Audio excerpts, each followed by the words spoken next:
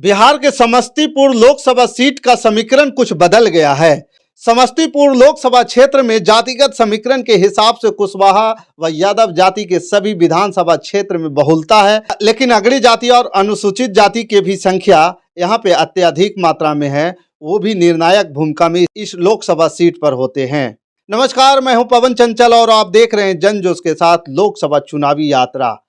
और आज इस लोकसभा चुनावी यात्रा में हम बात करेंगे समस्तीपुर लोकसभा सीट के बारे में।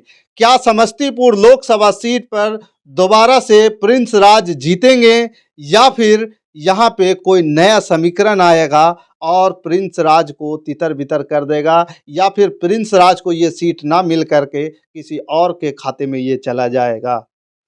इन सभी चर्चाओं पे विराम लगने वाला है। हम आपको जो बताने जा रहे हैं ध्यान से अंत तक सुनिए, आपके दिमाग में ये क्लियर हो जाएगा कि इस लोकसभा सीट से यानी समस्तीपुर लोकसभा सीट से कौन जीतने वाला है और 100% कौन रिजल्ट लेकर के इस लोकसभा सीट से संसद भवन पहुंचेगा।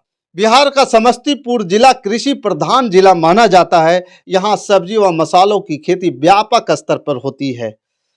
यहाँ डॉक्टर राजेंद्र प्रसाद केंद्रीय कृषि विश्वविद्यालय भी है। इस जिला में बूढ़ी गंडक, बागमती, गंगा, कोसी, कमला और बलान बहती है।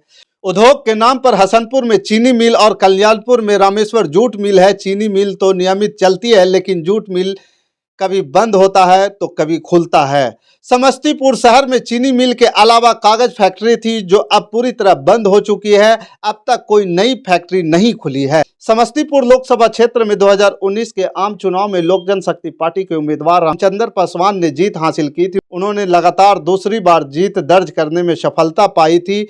उन्होंने अपने निकटतम प्रतिद्वंदी कांग्रेस के डॉक्टर अशोक राम को पटखनी दी थी। रामचंद्र पासवान ने लोकसभा क्षेत्र में सभी विधानसभा सीटों पर बढ़त हासिल कर जीत हासिल की थी, लेकिन विजयी होने के कुछ महीने के बाद उनका निधन हो गया, जिसके बाद उपचुनाव हुआ था और उस चुनाव में स्वर्गीय रामचंद्र पासवान के पुत्र प्रिंस राज चुनावी मैदान में उतरे थे और इनके सामने भी कांग्रेस ने डॉक्टर अशोक राम पर ही फिर दांव आजमाया, लेकिन इस बार भी उन्हें हार की सामना करना पड़ा। उपचुनाव में प्रिंस राज ने भी सभी विधानसभा क्षेत्रों में कांग्रेस प्रत्याशी पर बढ़त हासिल की थी। समस्तीपुर के 4 व दरभंगा के 2 विधानसभा क्षेत्र इस लोकसभा क्षेत्र में आते हैं। समस्तीपुर लोकसभा क्षेत्र में 6 विधानसभा क्षेत्र हैं। यह सुरक्षित सीट है। इसमें समस्तीपुर, कल्याणपुर, वारिसनगर और रोसड़ा के अलावा दरभंगा जिले के कुशेश्वर स्थान व हायाघाट शामिल है।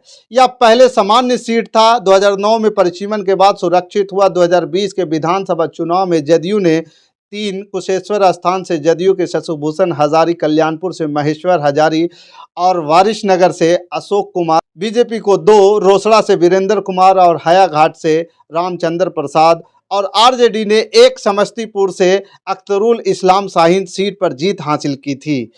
कुशेश्वर स्थान के विधायक शशिभूषण हजारी के निधन हो जाने के बाद 2021 में हुए उपचुनाव में एक बार फिर से जदयू ने जीत हासिल की। शशिभूषण हजारे के बेटे अमन भूषण हजारे ने इस सीट से विधायक बने।